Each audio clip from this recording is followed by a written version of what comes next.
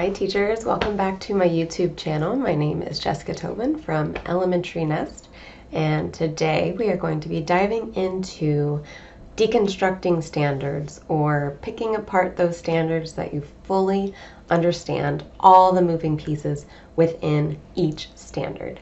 So we're going to be talking about the process of deconstructing a standard. I do have a freebie I'll link here now, and then I'll link at the end of the video for you if you missed it. I'll also put it in the description, but this freebie looks like this, and it's just a one-page document.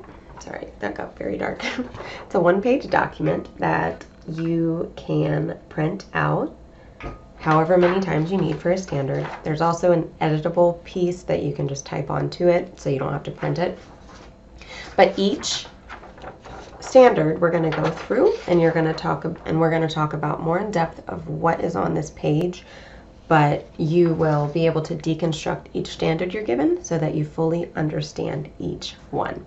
So let's go ahead and dive in. I'm going to pull up some pieces on this video. Here we go. So before you fully dive into deconstructing your standards, I do suggest pulling up the grade above you and the grade below you for vertical alignment. And that vertical alignment is going to allow you to see if a standard is expected at mastery at your grade level. So there's some, for example, there's some standards I think in the language domain that are mastered in second grade and they don't really get revisited. There are also standards, and this happens most of the time, that build, they're like stepping stones for each grade level. And let's see, let's talk about main topic and main idea. In first grade, all the students are supposed to do is state the main topic and I think provide key details of the whole passage. And then second grade, they're required to, I believe, say or find the main topic for 2 different paragraphs. And then third grade is when you shift into main idea and being able to differentiate between main topic and main idea. So you can see the building blocks between first grade, second grade, third grade.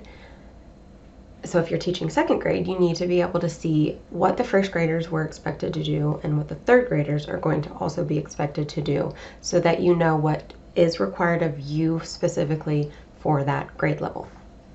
And then, of course, differentiation, helping those students who are struggling. You might want to back it up and go to your first grade expectations.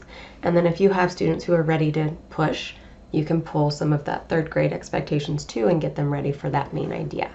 So vertical alignment is always very important. Also, let's see, and I guess this one we could have put first, but finding your state standards. Sometimes your district may provide papers like this at the beginning of the school year. You don't have to do it. So figure out if your state or your district has deconstructed standards and get those ready and print it out in a binder or in a folder or a file on your computer, just in case. However, if your state or your district does not provide you deconstructed standards, I would suggest figuring out which set of standards you are required to teach, whether it's Common Core or TEKS or TEKS. I think TEKS. And then the Florida Best, there's Virginia. There's a lot of states that are branching out now from Common Core. So find your expectations, get them printed out, and then you can really start deconstructing. So there are several things within the deconstructing process that you will need to know. So you're going to have to pull keywords.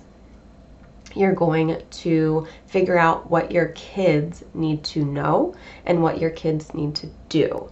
So by the end of teaching that lesson, what do you want your students to know and what actions are they going to take to get that knowledge? So when you are deconstructing, we're going to talk about keywords. So when you're deconstructing, you're going to pull out the keywords within your standard. So that's going to be your power verbs, of course, whether it's describe, explain, identify. Identify are going to be those easier, not surface level, but your first level of the standard. And then it's going to get more in depth the deeper that power verb goes. Explaining something is going to be a little bit more difficult than identifying something. So make sure you're acknowledging your power verbs. Also, it is very important when you're pulling keywords to notice all of the expectations within that standard. So if you've got a standard for, let's think, like addition and subtraction word problems. I know second grade's expectations, you have to solve 1-part and 2-part addition and subtraction word problems with 2 steps.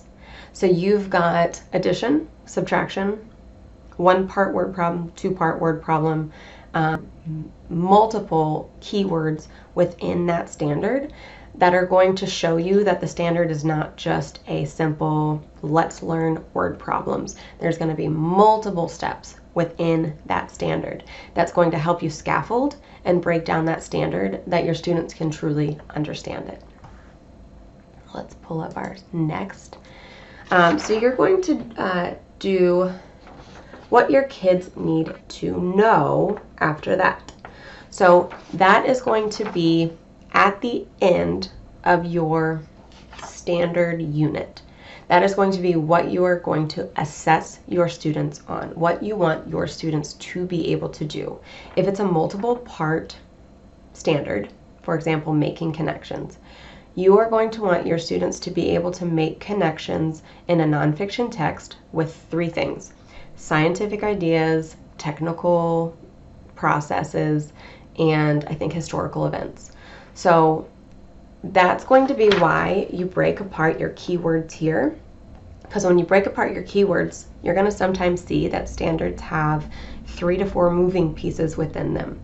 And then you need to know that's going to be what you want your students assessed on, what you want your students to be able to do after your unit. And then next, let's pull this up. That's going to be what actions your students are going to take in order to know that standard. So you can see in the picture I just put over here, if you are doing RL 2.1, that's ask and answer questions, there's 2 to 3 main parts within this big this standard that kind of gets hit all year. It's a big standard. But the actions that your students are going to do is, answering questions directly from a text, answering questions that maybe they have to do a little bit of inferencing on where it's not specifically in the text, asking questions before the text, asking questions during the text, asking questions after the text. So you're going to do, or you're going to list out action steps for each of the keywords and things you want your students to know, so that when you get to this unit, you have exactly the action steps that you're going to be teaching, and they are scaffolded in a way where your students can go, from the most simple idea to the most difficult. Let's pull up our next. So now, once you have deconstructed your keywords, your action steps, and what you want your students to know, now you can go into your ICAN statements. And that can be as simple as taking what your kids need. Sorry, the lighting gets terrible. What the kids need to do. So you can take that, what I just talked about. Let's pull this up and I can show you. So what I just talked about in this do section. So the first one is ask questions related to the text. So you can plug that directly in. I can ask questions directly related to the text, or whatever your district requires. If you do, students will be able to, or I can. You're going to directly take your ICAN statements from your do list. And this does take a lot of time because there are a lot of standards, and if you want to maybe set up a pacing guide for your year and just tackle those first 2 months, that can really help to see how long each of your units will take. However, some of your districts may already have this for you, and that would be very helpful to you. However, if you are doing it on your own, I would suggest maybe going a couple months at a time, because if it's a big standard, or if you're teaching maybe intermediate grades, those standards can get pretty hefty. So giving yourself time to really dive into each standard to know them. Use the knowledge of how much is in each standard to really plan how long you need. So if you've got, I'm trying to think of a much simpler, if you've got a language standard that is as simple as like identify a noun and a verb, you know, that might not take as long as identifying and using different parts of speech in different sentences. So really studying and looking at each standard and seeing how much chunk there is to each standard can really help you pace out your year. So like I said at the beginning of this video, I have a freebie for you. I've showed you this freebie a couple times throughout the video. If you want, I will put the link on the screen now, and I also have a link in the description. It will go directly to your email inbox, so it is part of an email list freebie. There is a paper copy and a digital copy for you that you can either print several of them and dive into those first standards, or you can type right into a PowerPoint document, which is probably going to be your easier bet because you don't have to waste all of your paper and your ink. But the process of this, if you need any help, please reach out. I am available, very willing to help you if you have any questions about deconstructing your standards or where to find your standards. And I will talk to you guys next week with more teaching tips. Thanks, guys. Have a great day.